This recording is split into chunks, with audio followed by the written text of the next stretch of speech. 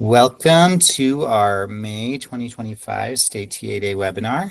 I hope everyone is having a wonderful day. We may not take the entire 2 hours today, but again, you never know. We might have some time at the end to answer questions.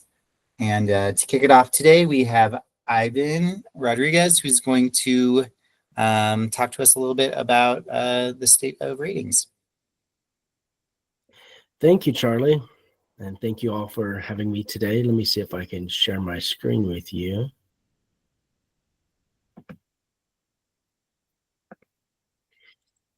Okay. So I'm Ivan Rodriguez, as Charlie mentioned. I work with Clayton Early Learning, and our team is kind of tasked with implementing the Colorado Shines Level 3 to 5 ratings and observations. The reason why I just want to chat with you guys today is I know I've talked with a lot of you about some program outreach and everything else, but just wanted to kind of briefly give everybody a quick update on the rating queue and what that looks like.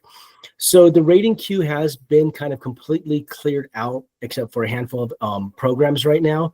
So that means all the programs that have submitted their Colorado Shines Level 3 to 5 application have been scheduled. Again, minus just a few that have been coming in this week. So I just want to kind of update everybody on that.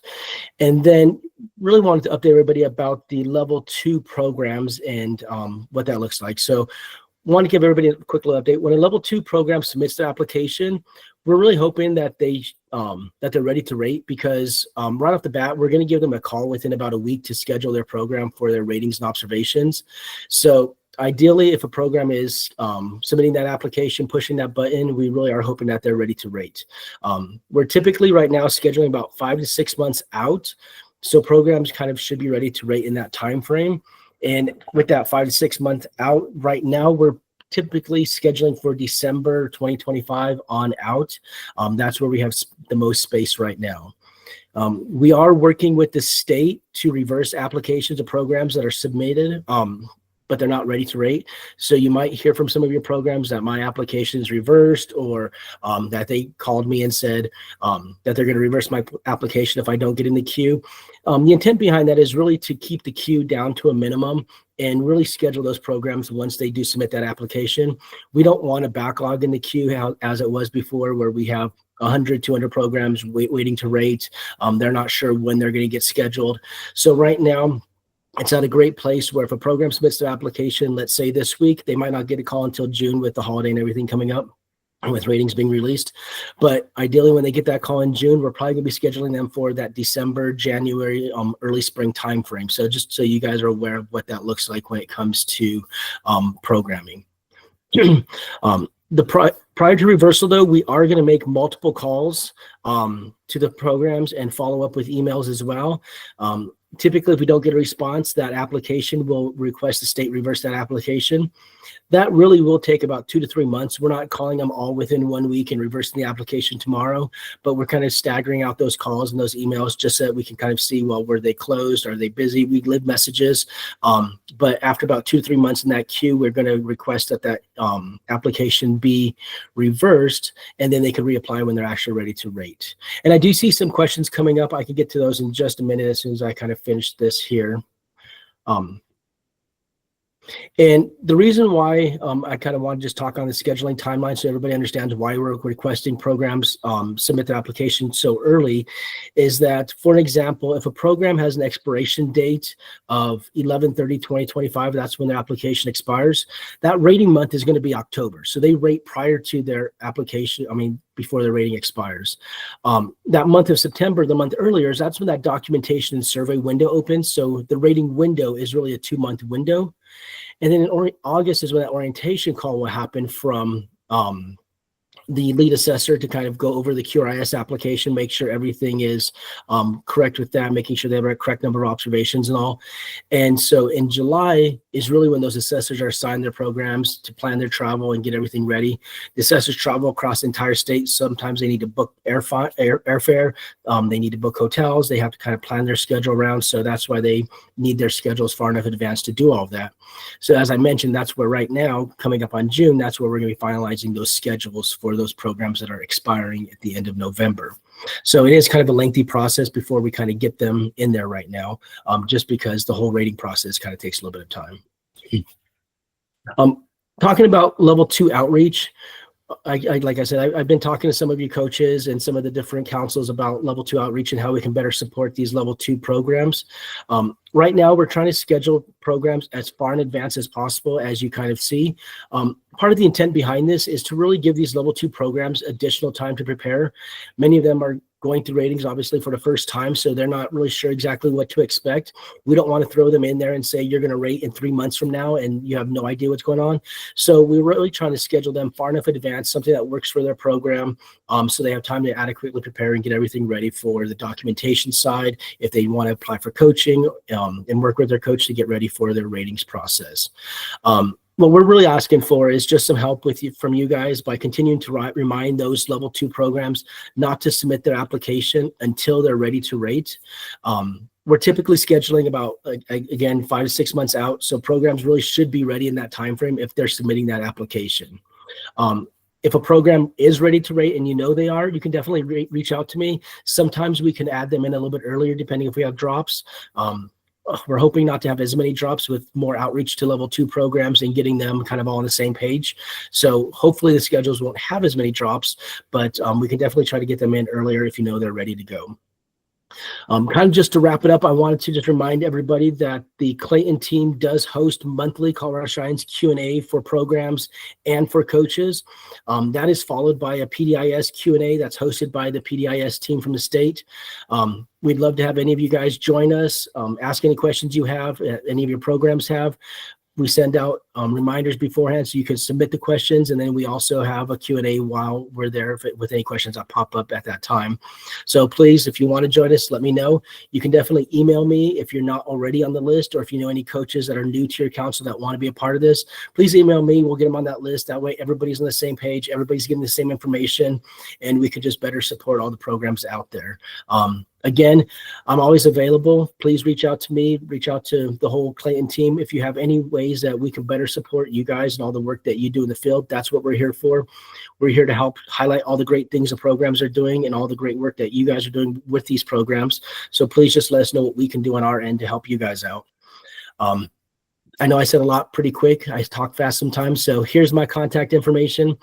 Feel free to reach out to me anytime with any questions when it comes to scheduling, data indicators, anything like that. There's my email and the COS indicator email. I kind of manage the COS indicator email right now, so any of those come to me directly as well. So feel free to email me. I did want to let everybody know that I know a lot of you have my old phone number from when we had cell phones over here at Clayton. Now we're working off of Teams phones, and so my number has changed. So if any of you want to reach out to me, please write down my phone number. Always available for a call. Feel free to give me a call anytime. If I'm away from my desk or something, leave a voicemail. I'll get back to you. Again, we're here to support you guys, supporting those programs going through the rating process. We want to make sure it's as smooth and seamless and easy for the programs as possible. We know they deal with a lot of things every single day, from enrolling students, all the other funding they have to deal with. And so we want to make the rating process as smooth for them as possible. So please just reach out. Let us know how we can help you. Did want to remind everybody that we also have the ERS question email. If you email me ERS questions, unfortunately, I'm not going to be able to answer those for you. I want to stay in my lane. But the ERS scheduling at Clayton Early Learning, you can email any of those ERS questions to them. That's the advancement team, the state anchors.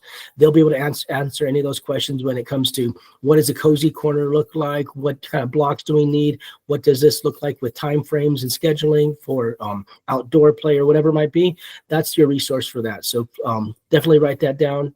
Take a note of it and email them. That's what they're here for as well. I'm going to stop sharing my screen and kind of answer some of the questions that came through. But again, thank you for your time beforehand. And let me check some of these questions that came up.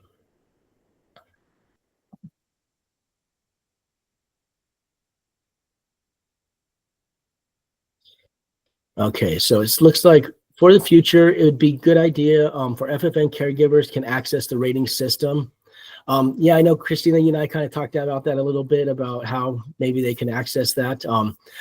I'm not going to pretend that I know about how all that works, and so I definitely think it'd be a great idea for any of those more programs to kind of get on in the ratings queue, or how they can access the rating system too. But I'll leave that to the state team to kind of answer that question, or how that could move forward. But definitely agree with you on that. The more programs that can show their quality and work towards that quality improvement, I think is better for all the children out there.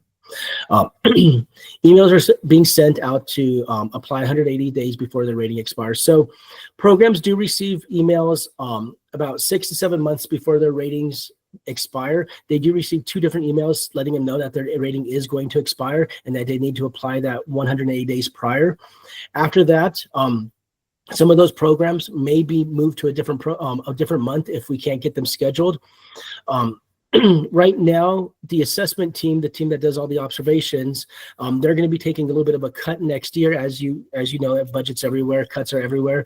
And so we're not going to be able to have the capacity that we've had in the past. And so the fall right now is booked solid, because we've done many months of outreach, trying to get the fall ready to go.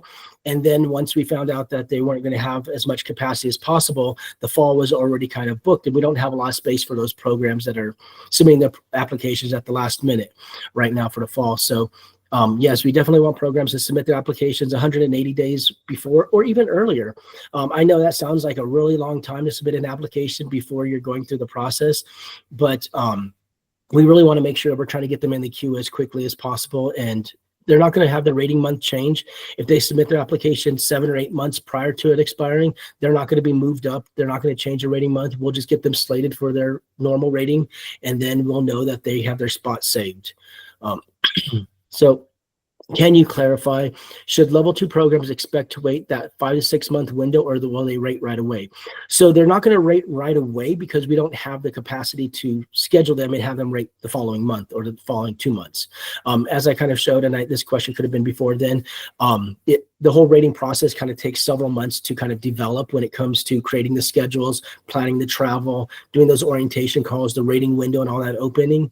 So again, if a program submits their application today, we're going to probably start scheduling them for December, January on out into the spring. So that's kind of what they're going to need to wait. If we do have drops and they are ready to go earlier, when I talk with them, they can definitely let me know. And then as space opens up, I try to reach back out to them and say, hey, I did have some space open up in August. If you are wanting to move over there, we can get you in there. But that's not always going to happen. Typically, it is going to be about that 5 to 6 months of wait to get scheduled before they rate once they submit that application. Currently, the funding streams only allow for licensed programs serving children 0 to 5. So I think that was probably in regards to maybe FFN or something else. So I know it. I'm sorry, I'm just reading all the comments. That way I can make sure I get them all. Sorry, don't mean to read out all the conversations. So thank you, Karen. Yes, I try to be responsive as possible to all the programs out there and the councils. Again, thank you, Karen, and everybody else too. I appreciate the kind words. We are trying to really get everything on the same page and get all the programs lined up and get everybody scheduled as quickly as possible. So we've all been working really hard on it. Like I said, been working with the state, even with Danielle over there. She's going to be talking next, but just getting these applications reversed, getting the queue cleaned up. So it's been a work of passion, but we've been getting really good at it. So I think we're in a great spot right now. Let me see. If I skip your question, I'm going to try to only look at the ones that I need to respond to. But so to confirm, programs should apply 6 months before the rating expires, not 4 months prior, as we were advising. So yeah, we're really looking for that 180 days, and that's kind of what the email that goes out to them kind of alludes to. 180 days prior to their rating expiring. It's kind of like 4 months before their normal rating window would open, but it's really 180 days before that rating expires, because the rating, so if a program normally rates in November, their rating is not going to expire till December. And so we have that kind of extra month or so in that time frame. I think that's sometimes where some of the disconnect happens with, do I submit my application 90 days before this date, 180 days before this date, 120 days before that date? So the easiest way, just kind of remember it, is just go off of, we'll just use months, 6 months before your rating expires. Make sure that application's submitted. That way we make sure we can get you in the queue. And especially now, a little bit more so now that we're having a little bit more struggling, I guess, with capacity, we want to make sure we can get those level 2 programs scheduled in there as much as possible. And we don't want to wait until the last minute waiting for these level 3 to 5s to submit their applications before we can add the level 2 programs. We'd like to have those level 3 to 5 programs nice in their nice little happy place with their regular rating month as far in advance as possible. That way I can see how much space I really do have to fill in with those level 2 programs. And I'm not waiting for 3 or 4 or 5 programs to submit their application, holding that spot until the last minute. Because again, we want to give those level 2 programs that are going through ratings the first time as much time as possible to really know that when the rating month is and prepare for that rating. Once a family child care home provider submits their rating application, does licensing need to look at their application before they get scheduled? So the short answer, and anybody can correct me if I'm wrong, is once they're submitting that level 3 to 5 application, they've already gone through the licensing part. This is the level 3 to 5 rating. So I don't believe they need to go back out for anything else, but please correct me if I'm wrong. But we are going through that level 3 to 5 application, and we're scheduling them just like any other program. Any consideration for programs to have an answer in the application to get you know they would be willing to take a rating slot, open up from a withdrawal or shorter notice. So when it comes to those level 2 programs, I am making outreach to every single level 2 program that submits an application. Before they're scheduled, I talk with the director about what month works best for their program, making sure that they are getting a month that they're not closed because of any religious holidays or closed for the summer, or and that's kind of why the fall is filled up so fast, because a lot of programs are closed for that summertime and they come back in the middle of August. They're like, August doesn't work for us, so let's get scheduled for September or October or something like that. So in reality, when I talk to these level 2 programs, I'm getting most of that information already. If they're not providing me that information, definitely let them know to let me know what works for them, because again, if they're ready to go earlier, they can let me know. If you've started coaching a program that's in the queue and you're saying, hey, we just started coaching them about a month or so ago, but we think they're ready to go already, send me an email and let me know, and we can definitely make some adjustments if I see anything open up. We can always move them a little bit closer, because as long as we don't have it kind of within that rating window, we can make a little bit of adjustments and move them a little bit closer if something does drop and they want to rate a little bit sooner. What is the time frame for approvals of alternative pathways? So want to definitely do a shout out to all of our partners at the state too, because they've helped us clean up those alternative pathways at all as well. So right now there might be a couple alternative pathways that are pending right now, but alternative pathways, those have all been approved, and there was none in the queue as of, I guess, last Friday or so. I go through on Fridays and approve the alternative pathways that are sitting in there, that have submitted for basically the last week. As long as they have all their documentation properly submitted and uploaded, I'll approve those on Fridays, and they'll be cleaned out week by week. Now, if they're not submitting the right if they're not submitting the right documentation, the right letter from the state, then I'll send them an email that says you have a couple weeks to resubmit that documentation, and then we'll go ahead and get that approved as soon as they resubmit that proper documentation. But there shouldn't really be more than about a week or so. Again, sometimes things happen with holidays, or we have different in-person days on some Fridays, and I try to get to them maybe as time opens up the next week. But really, a program's not going to be waiting longer than about a week or so to get the alternate pathway approved. I have that time blocked on Fridays to do that. Yeah, Stephanie. I don't know if this complicates things more, but as being in one of those areas where there's probably plane travel required to be here, if we have programs that submit an application that are ready to rate, and there's another program that's in the queue, they're in that 6-month window, is it helpful for me to email you and let you know that we have 2 programs ready to rate so that you guys can minimize travel? Or do raters tend to come and just want to do one program? So again, it kind of depends on the number of observations and all that are needed for those programs as well, because some of those might require multiple assessors to go out regardless. So if we're having 4 or 5 or 6 observations with those 2 programs, they're probably gonna need additional observers to go out anyway. So it may or may not help. I do try to book group some of the travel together, especially to some of those mountain programs or different areas, so that they can at least travel together or try to get some of those things taken care of on the same time. So yeah, definitely reach out. The main thing is that we might not have the capacity for that month to bring in another program to rate at the same time as that program, but we can definitely talk about it on a case-by-case basis and see what works for the programs that as well. Any other questions? Okay, well, thank you for the time. Again, I appreciate all the work that you guys do in the field. We're helping the programs to serve all these children that we have in the state. Please just let us know how we can be here to serve you guys. That's our role to better serve you so you can better serve those programs. So thank you again for all your help and your time. Have a great day. Bye. Thank you so much, Ivan. And please take him up on that suggestion to reach out if you guys need anything, because really the team is so supportive and is more than happy to answer any questions you have. I know the rating is people get very nervous about it, and they're good at calming those nerves because it's a very, very wonderful team over there. Let's see. Does someone just raise their hand? Did we answer Monique's question? Oh, Charlie, it was Okay. me, but it was an accident. I'm so sorry. Oh, no worries. Just stretching. So they used to say in elementary school when you like stretch and they'd call on you by accident. All right. Well, let's move right Charlie, real along quick. then. Oh, yes. What's up? Did we answer Monique's question on the all pathway stuff? Did I miss that?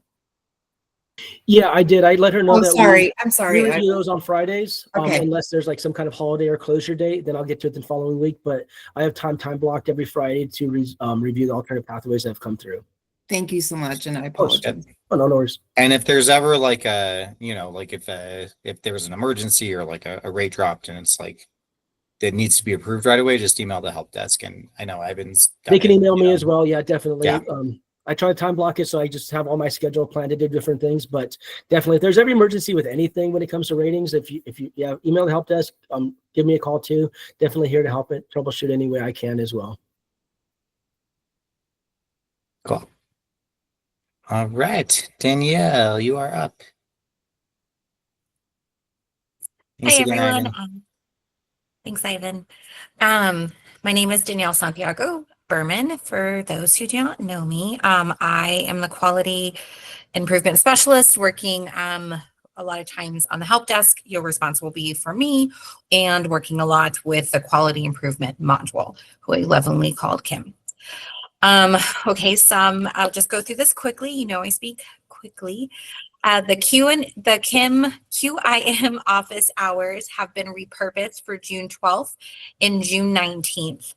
We're going to take this time to discuss the closeout process and the enhancement that will be released of the spending request approval process. So please look at your calendars and determine which day would work best for you to attend. We will need at least one staff member from each council to attend either the 12th or the 19th. You probably have received my invite, even though I asked Google not to send it. I'm lengthening that out to an hour. So both of those will be an hour. So look for more of that to come. May release enhancement and fixes. I'll just go over them quickly since today, we're not having our office hours. A few of them that were released were the purchase order name length was causing marketplace vendor orders to fail in sending to the vendor. That has been corrected, so that it should not be an issue. We've corrected billing addresses on generated POs and marketplace callouts. The subtotal was becoming 0 when users submitted on the material PD. I don't know if you had seen that, but that has been fixed if you have. Incorrect spending names when there's a parsing in the error. So when they're the incorrect spending names, when it would drop that some of that identifying, just even the 1, 2, 3 spending, that has been corrected. I'll go over more of that in the next office hours. If you do have some that are incorrect, how to get them back into the flow of going, spending 1 through how many they have. The reconciliation and coaching reports that were not generating correctly when there was a comma in the account name, that has been corrected. So that will not, that will show correctly on your summary report.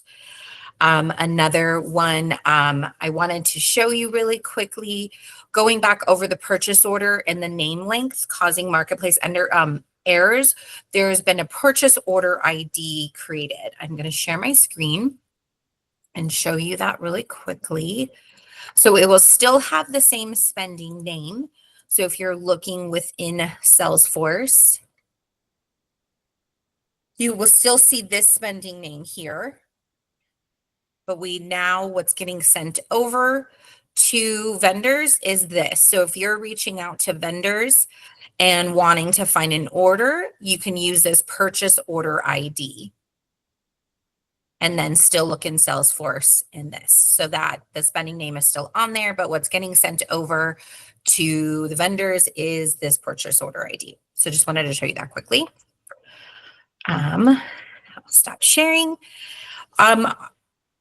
Last but not least, we unlocked the fields on spending for QI navigators and grant leads for direct approved vendor. I know this caused quite a backup on updating spending details.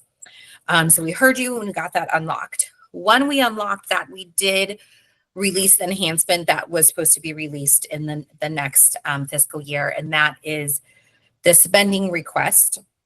The subtotal and the total have been enhanced to be summing fields.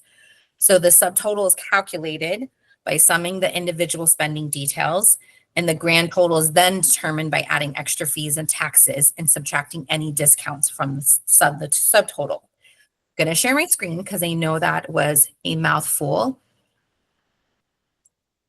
And some people are visual, like myself. Okay.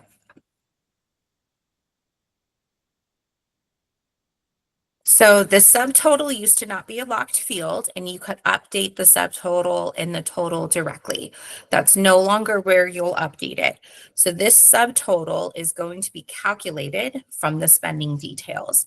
So when you are reviewing spending requests, you're going to go under related and open each spending detail for two reasons. One, to make sure that's an eligible expense, and two, to make sure that everything is in there correct.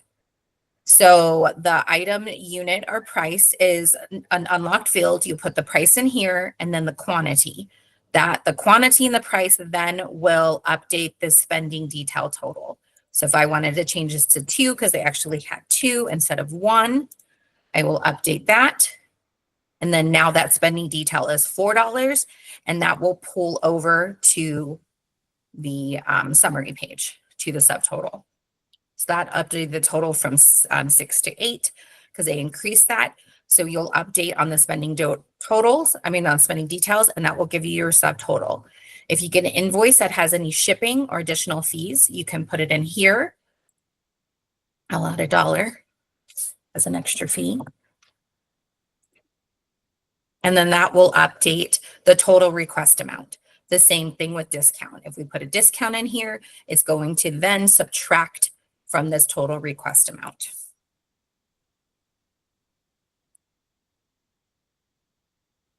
Should have brought it back down to 7. So what we need you to do is, because this did impact ESQI, TSQI, and E&E on current spendings as well as spendings that have been closed out. So if spending details were not updated correctly, then your subtotal and your total request is not going to reflect the correct amount. So we do have a report for you to use to review your spendings to make sure that if there were any spending details that were missed, for you to go back through an update. And then of course, use this process moving forward as we finish up this spending year. So we'll put the link to that report in the chat. Nope, this report. So you can review that. That's all that I have. Again, just look at those dates for the repurposed office hours for June 12th and the 19th, and we can go over any questions at that time that you do have. But that's all that I have. Appreciate you all, and thank you.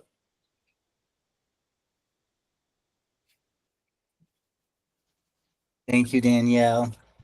And yeah, we were having a little side conversation there in the chat because the example had construction paper, and we just wanted to remind everyone, please don't purchase construction paper with QI funding. QI funding is meant for non-consumable materials that will contribute to sustained quality improvement. So Just FYI. Sorry, Charlie. I knew the coordinators were going to look at that. That's what I always use in testing because it's cheap and easy and I know where it's at. But yes, I did know you're going to look at that consumable and I would have deleted it and update the spending totals or rejected it because it's not an approvable spending. Exactly. Oh, need to link to the agenda. Forgot to do that at the beginning. Yeah. Oh, thanks, Chrissy. Got it, thanks. Well, and as always, if you have any questions with QIM, you have weekly office hours on Thursday. Reach out to Danielle to get that link. Also, email the help desk. We'll get back to you as soon as we can. Info about the IDs has also been a wonder as our vendors were not sure how to apply the payments using the PO info since they had the ID. Yes. Yeah, the more information we have, the better. Do you want to speak on that a little bit, Lisa? I was just going to say, had we known that, we could have used that number instead, but POs are obviously a little bit what we're familiar with, but knowing this now, we can adjust.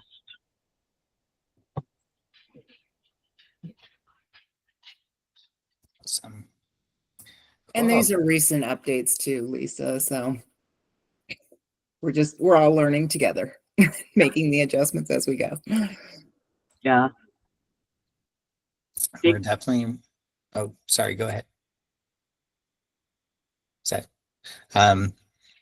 we're closing out this year. I think we've learned a ton about the QIM system this year. And, when we start off on July 1st, I think a lot of those issues that we were experiencing at the beginning of the year will not even be in existence. And so super excited to start off fiscal year 25-26 on the right foot.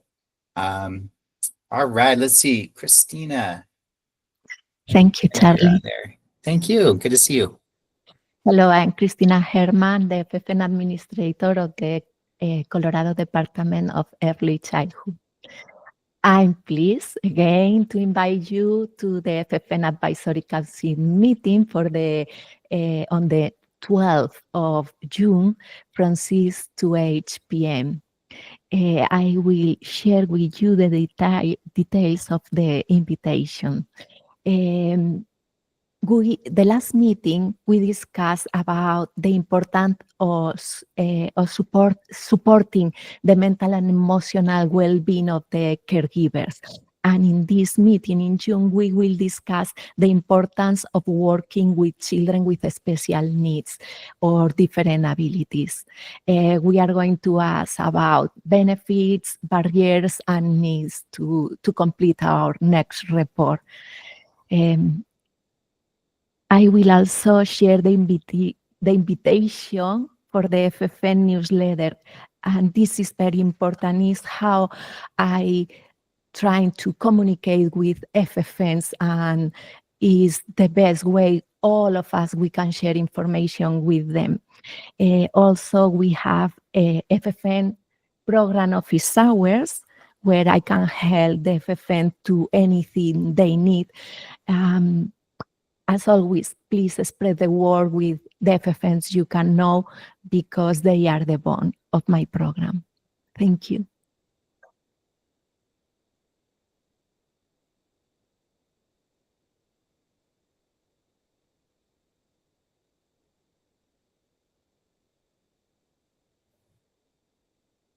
Any question, Charlie? Just giving it the pregnant pause to see if there are any questions. Cool. I don't think we have any questions, but please take advantage of this opportunity. And we appreciate you reaching out to your FFNs and letting them know about this as well. And we appreciate all the work you're doing, Christina. Thank you. Right. We're moving right along. Christy. Hey, Hello. everybody. Christy Ressler, E&E Grant Manager. I will share my screen with you. I just have a couple of updates for you. Today, May 22nd, I want to talk to those councils that have E&E. Yay, we're grateful for you. 2024 invoices are needed. I think I'm still waiting on some from some of the councils, and I've set a deadline of June 30th to get in all 2024 invoices. That can be for base and GAE. And last month, we shared the invoice folders with you, and make sure that you've got access to your invoice folder. You'll just check that for your most up-to-date base invoice and your most up-to-date GAE invoice. And for those of you that are in the amendment process, as soon as your amendment is executed, Fiscal will send me your new invoice that reflects your contract amendment, and I'll add that template to your folder, and then I will let you know that that it's in your folder as well. And Lisa, I saw that your hand is up. I just have a couple more slides and I'll answer questions. Office hours, know that you can come any Wednesday from 10 to 10:50, and we can help you with your E&E spending request. Danielle always attends those E&E office hours and is super helpful for spending questions. And so we're happy to see you there. And then if any E&E applicant needs to transfer funds within their application, we still have this link open. That's it. So Lisa, I saw you raised your hand.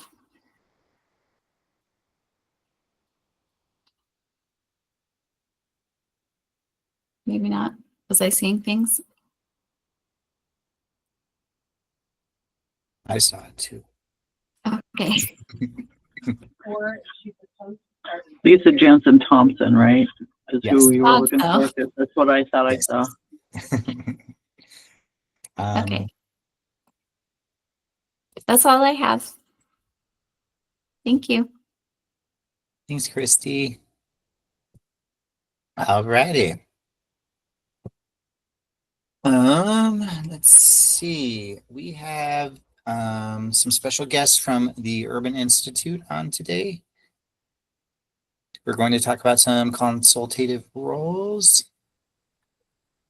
Yeah, hi. Thank you, Charles. Thanks for Eden, inviting there me. you are. Well, Yes. thanks for joining. Yeah, thanks for having me. Yeah, so my name is Eden Phillips, and like Charles said, I'm from the Urban Institute, which is a research organization in DC. So I'm a few hours ahead of you all on the East Coast, but some of our project team is in Colorado. Some of you may know because we've done a lot of outreach, but we're conducting a study in partnership with CDEC, specifically to understand ECMHC, or early childhood mental health consultation, as a quality strategy to increase families' access to high quality care. So this is a grant from the Office of Planning, Research, and Evaluation in HHS. So we've been for about 6 or 7 months now partnering with CDEC and talking to folks in Colorado, just trying to better understand ECMHC in the state. And as a part of that, we are doing virtual interviews with early childhood professionals who are in consultative roles. Previously, we've been reaching a lot of these people through consultants, but a lot are self-identifying too. And we're hoping really just to talk to people who have experience in these roles about their collaboration with consultants and also how their work supports quality in childcare. So these are roles like QI coaches, pyramid model coaches, EQITs, and early interventionists. So if anyone here would be interested or knows of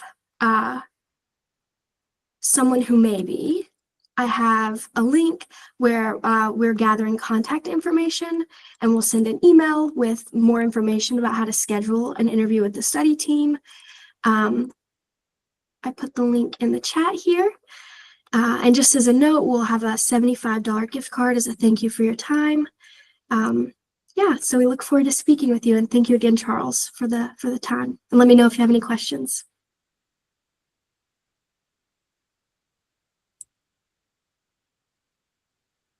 Any questions? And even I'll put this link in our agenda, and then we send it out to folks who were unable to attend as well.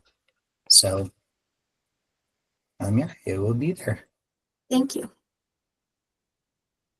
Any other questions for Eden? All right, awesome. Well, thank you so much for joining. It was nice to meet you. Enjoy. All right, cool. Next we have Sarah Roberts to talk about a GAE line item for coaching support.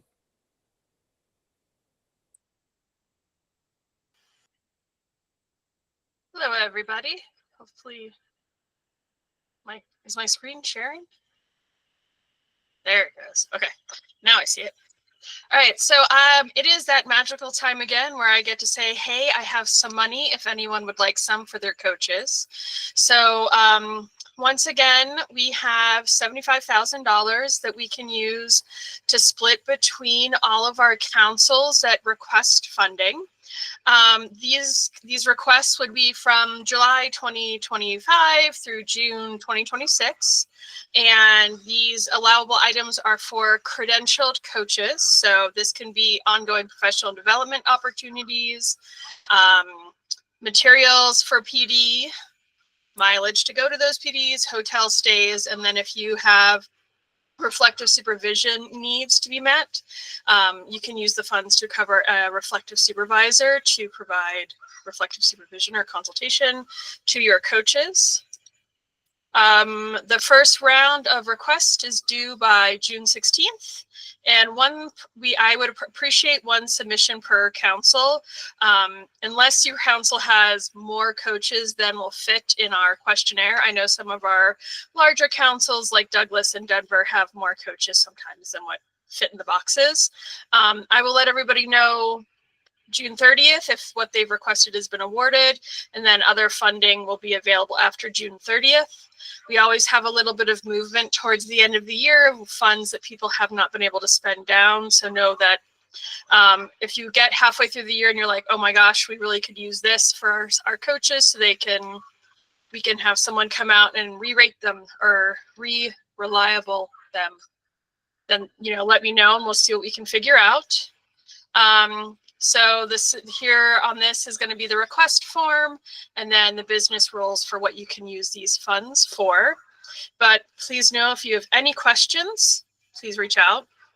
Also, there are a lot of people that I still need invoices from for this fiscal year.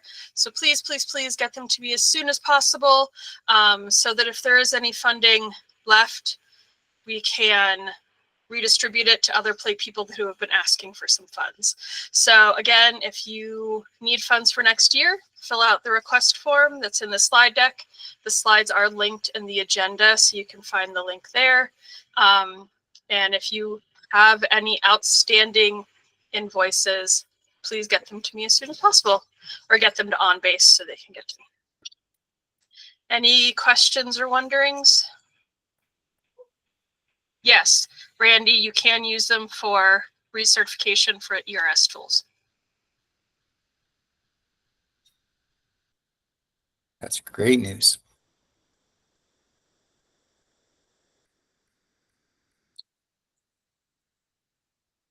Okay, awesome. Thank you. Sarah, there's a request to put the request form in the chat. Yep, give me one. I will do it in 1 second. Cool. Stop sharing so I can get to it. Awesome. Thank you so much. Yeah. Okie dokie. I know Kristen is joining at 2 o'clock, so I'm gonna give our. Oh, you're here. Hello. I am. Hi, my other meeting ended early. Ooh, nice, nice. All right, cool. Do you want me to go Welcome. ahead or would you like me to wait for Yeah, whoever you're gonna... go for it. Okay. No, yeah, after you, I just have a couple quick announcements and might get out of here a little bit early. Okay, well, good afternoon, everyone. My name is Kristen Lang. I'm the State Systems Building Manager at the Department of Early Childhood. I'm here to share some information. Some of you have already heard this. Some of you have already heard this twice. And for those of you, I invite you to lean into adult learning principles and hear things multiple times to really retain them, or check your email. But for everybody else, I'm really excited to share this information with you about our needs assessment and strategic planning travel that we did through the Preschool Development Grant Birth Through 5 last year. So let me move through this. So why did we engage in this initiative? Well, many of you know that through the PDGB 5 grant, for the first time since 2019, we updated the state's comprehensive early childhood needs assessment, as well as the strategic plan for our early childhood system in Colorado. And what we wanted to do, and I'm going to just drop those in the chat right now in the event that you hadn't seen them. You can bookmark them and enjoy the read over the long weekend. But we wanted to make sure that after we talked to and heard from and evaluated with so many families and partners, many of you around the state, to develop these resources, that we could encourage them to be used. And I like to say, if you had the hard copy of them, that they should have coffee stains on them and be highlighted and marked up and pages bent because you use them so much. There was a lot of great thinking that was captured in both of these documents to move our full early childhood system forward as a state. And so we wanted to get to using them. So we decided to go ahead and connect with the communities. And we had a couple different purposes in addition to wanting these documents to really be utilized. We also wanted to give our staff an opportunity to get out into community, really for the first time in many instances since the pandemic. We know that being out on site with community, listening, being there physically is different. It really drives home what challenges communities are facing as they help the families with young children and the professionals that serve them in their communities. It helps elevate the incredible innovations that are happening across our state. So in addition to hoping that communities could use these documents, we really wanted our staff to get out and be learning from community. And so we structured these events in two parts. The first was a virtual meeting with localities that was specific to the needs assessment. And in this virtual meeting, communities identified, of the 20 needs that were identified in the statewide early childhood needs assessment, what were the top 3 that really resonated for them. And then they spent time digging into the root causes of those top needs. And then in the second meeting, our staff went out to a community and participated in an in-person strategic planning meeting where we reviewed what was in the new statewide early childhood strategic plan and considered the needs that the communities had identified previously and the root causes for those needs. And communities really chose, of all of the 19 objectives in the plan, which objectives would best meet the root causes of their top needs. And then they talked about work that they were already doing under those objectives, as well as new work that they might consider based on some of the content in the statewide early childhood strategic plan. So this set of meetings with communities was really helpful to being able to realize the purpose of the plan, which is that it's implemented by everybody across the state, that it belongs to everybody across the state, and that folks would pick it up and kind of see where it made the most sense for them to advance a particular strategy based on their their interests and needs.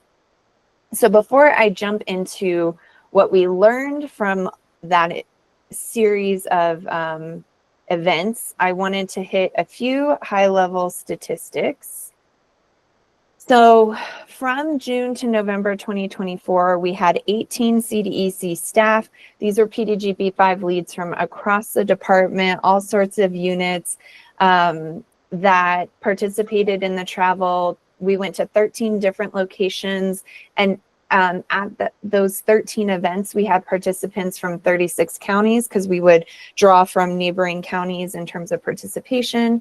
And we also held 26 virtual and in-person events. So you can see here that there was a pretty significant range in terms of participation at each event, from 4 people in one instance all the way up to 150 people in another, with a total of 517 local participants in these meetings. So this just shows you visually the 36 counties where we had representation at our 13 in-person events. And you will see that we, hit a little more than half of the state, but certainly still have more communities we would love to get to and have conversation with and visit and hear from. We don't have PDGB-5 funding any longer, and so we don't have resources to support a coordinated attempt to do that again right now, but I am committed to finding resources. So I want to say that if you are in the gray communities and you would like us to come out and have this kind of conversation around the needs assessment and the strategic plan, my email's at the end of this presentation. Reach out to me. I can't guarantee I can find the funding for our staff to make the travel, but I will look and am committed to making sure that we can come up with some solution to offer this more broadly. In terms of who participated in these meetings, we organized these events with you all, councils, as our primary partner when it comes to systems building at the local level. And we asked those who are working with us to organize these events to think about how to invite folks from across the 4 domains of the Early Childhood Colorado framework, so that we had a broad representation in these conversations. And that's important because, of course, we all know that all 4 of those domains are critical to our early childhood system, and our needs assessment and strategic plan really did consider that full system. So whole person health and well-being, as well as family support and economic mobility, in addition to early care and learning. So you see here the types of folks who showed up to these events. It's not the case that every single one of these entities was represented at every event, but it just shows the diversity of voices that was included. Okay, so let's get into what we found across all events. So in that first set of conversations we had around the needs assessment, of the 20 needs that are listed in that assessment across all of the events we had, these are the top 3 that came up as being most relevant to the local communities. So probably no surprises here, but the first is around workforce. And this is around the broad swath of the early childhood workforce, not just early care and education, but thinking about home visitors, early childhood mental health consultants, our early intervention specialists. So the top need identified across all the community events was that across the system, the early childhood workforce needs better pay and benefits. The second need was specific to the early care and education sector, and it was that early care and education providers need ongoing public funding just to stay in business. And then finally, families with infants and toddlers have the greatest needs for childcare. So we know these are issues that we've talked a lot about before, so not a huge surprise that they came up. When we dug into root causes of those needs with communities, there were a few that bubbled to the top that explain why these needs persist in communities' view. So the first was that elected officials or the public just don't understand the importance of early care and education or birth to 5 years. And that as a result, anything in that sector is just culturally undervalued. The second root cause for those top needs was that early care and education is not seen as a public good and has an untenable business model. And because there isn't sufficient investment in the difficult business model from the public sector, that it causes these persistent issues. And then the other top need that came up was that there's not enough funding across the system. And that's, again, the broad early childhood system. And I'll just mention one more on the bottom. There are 2 more here you can see, but something else that came up was just that racism and sexism, sort of the historical marginalization of women and people of color, have fed into the persistence of these top identified needs. So the numbers here that you see on the screen are how many events each root cause came up at. And you see a couple more here on the screen. When we then entered into the strategic plan conversations, which were in person, and we really looked at those root causes, looked at the needs, and identified what out of the strategic plan would be most responsive to addressing those needs and root causes, there were 4 objectives that rose to the top. Again, the little number tells you how many events the objective came up as a potential solution for these needs. So the top one, coming up at 11 different events, was to increase compensation with sustainable financing to promote recruitment and retention. Again, thinking about that broad early childhood workforce. The second most popular, coming up at 9 different events, was to increase funding supports and strengthen business practices to expand access to quality, affordable early care and education and bolster the sustainability of programs. At 8 events, the idea to increase availability of and equitable access to affordable, inclusive early care and education that meets child and family needs in a mixed delivery system rose to the top. And at 7 different events, the strategy to promote recruitment and career pathways for a diverse workforce was elevated. So while we were out, we also, while we spent time hearing about needs and root causes and what could be done to address these issues, we heard about really incredible local innovations as well, and great work that was already happening. And if you see an asterisk on this slide, it means that this concept came up at multiple events, but we heard about things like in Steamboat Springs, exploring a new building that would have parking on the bottom, childcare on first floor, and housing for childcare and snowplow drivers on the top. So really local solutions for local needs. We got to hear the really exciting, at the time it was anticipation of a possible ballot measure in Grand County to support childcare with lodging taxes, which ultimately passed after our event.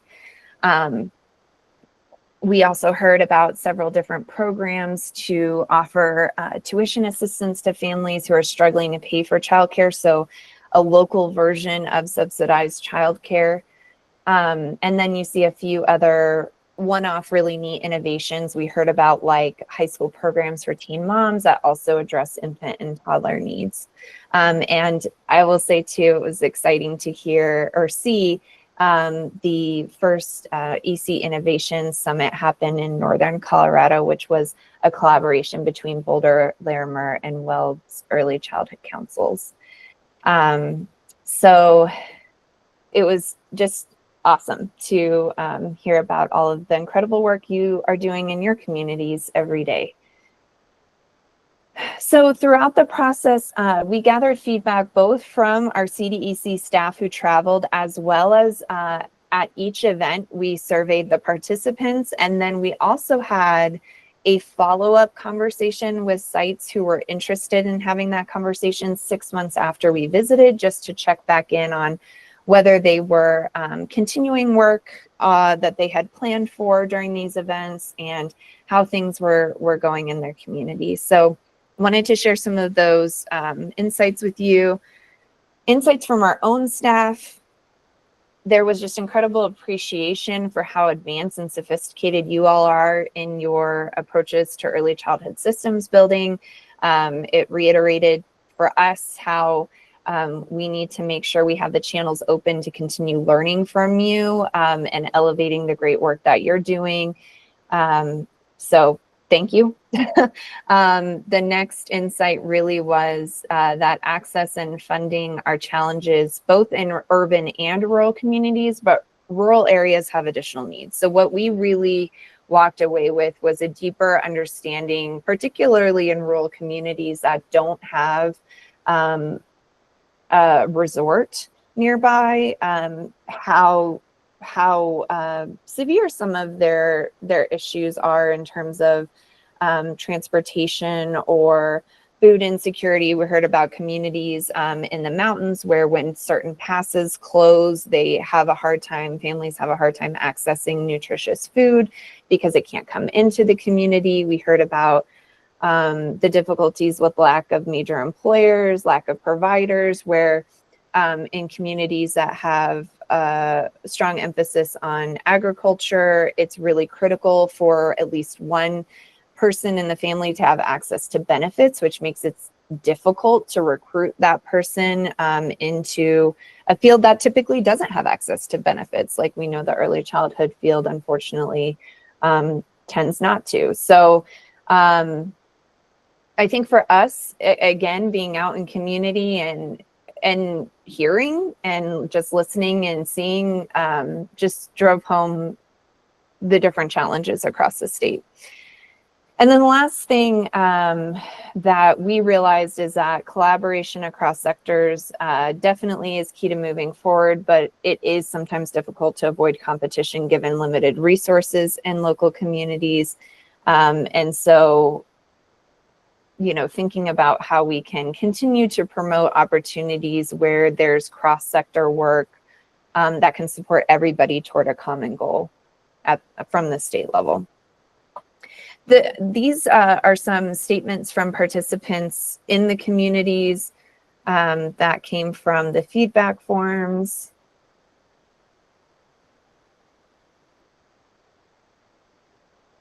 And then in terms of what our participants said from the feedback forms, they really did,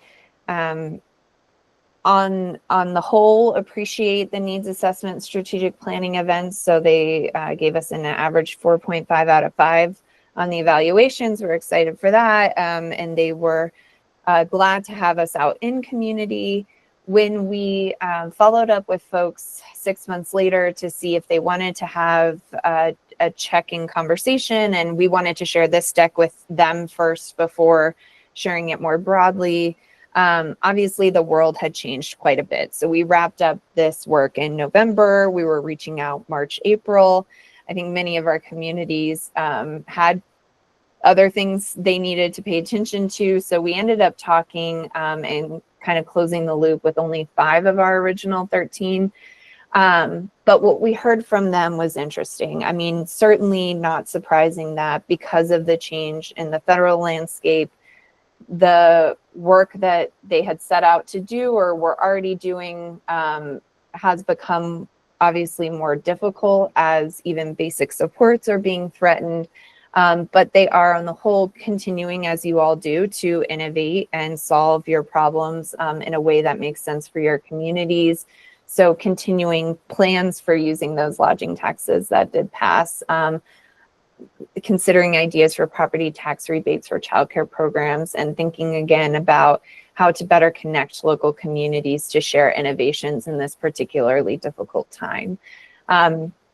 We certainly heard that these top needs can have been issues that have come up again and again. And so it's sort of challenging to see that it's the same issues we're working on for years and years, and there really needs to be bold change and bold investment to meaningfully move the needle.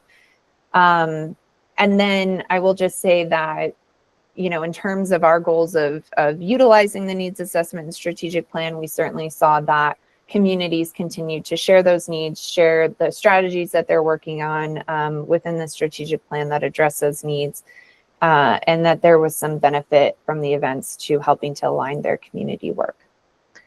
So that is it for me. Wanted to share this back, and I'll see if there are any questions.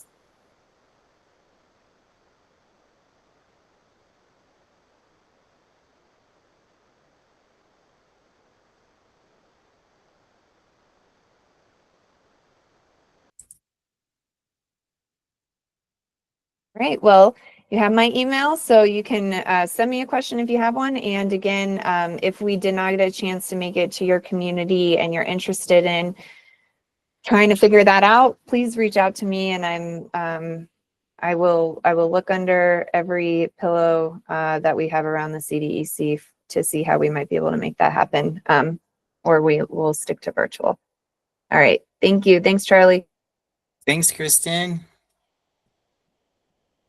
I know there was a ton of work and effort put into this project, coordinating it. I know it looked like everything went off without a hitch, and that's because of all of the work and dedication that you put into making sure everyone was organized, had all of their kits, everything that they needed. All of the follow-up stuff was right there where we needed it. So thank you so much for your effort on this. And yeah, this is going to inform our early childhood system for years to come, and it is such important work. So we thank you so much. Let's see, Christy, there was a question about E&E. Can our council submit it the same day as all of our other invoices? I think you can submit it whenever, right? Yep. As long as the billing period on the on-base request is the same month as the tab on your invoice template, and that is the same as the reporting period on your invoice template. As long as those three places match for each month, you can submit multiple invoices in one day. Does that answer your question? And if not, I can hang on for a second to clarify.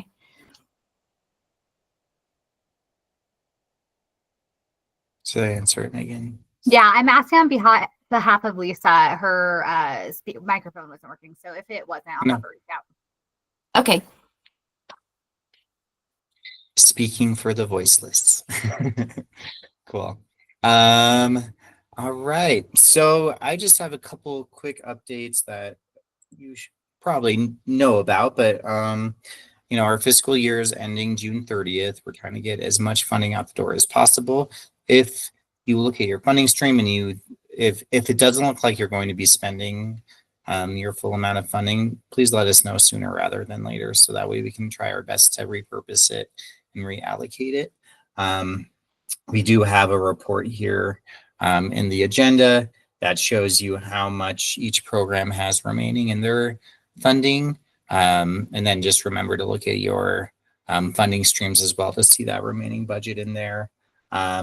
Make sure that you're talking with providers and that their orders are looking correct. We're kind of reaching that critical point where if something was forgotten or not shipped or didn't arrive, it's kind of now or never. If we don't get it shipped out soon, it probably won't. So just, as we're closing out the year, just make sure that providers are double checking their orders, making sure they received everything. We know that with the update, those spending details did update and it's working as intended, but it may have altered some previous orders that were already put in. So if you're seeing any issues with any of your spending, please let us know. And we'll set up a time to meet and make it right. I really think the best way to, if you have multiple issues with anything going on in the QIM, is to set up a meeting with your QI coordinator and with Danielle, and we can just kind of tackle it right there. Sometimes going back and forth in emails just ends up being more confusing. So I highly recommend those those virtual meetings where you can just tackle everything right there, and we can have a conversation about it. All right. I believe that brings us to the end, unless anyone has any other questions, comments. Still have Karen for one more meeting next month, so we'll have to do something special for our June meeting. Yeah, I hope everyone has a wonderful long weekend. And again, to all of our graduates or parents or grandparents of graduates, kindergarten, fifth grade, middle school, high school, college, whatever. We're so proud of you, and we celebrate you, and congratulations. And yeah, summer, we made it. Summer's right around the corner. Friday. I hope everyone has a great long weekend, like I said, and yeah, hope to talk to you all soon. Yes, and as Karen said, if there are any topics you'd ever want us to include in our Stay TA Day, anything you have questions on, just shoot us an email. All right, thanks to everybody. Have a great day.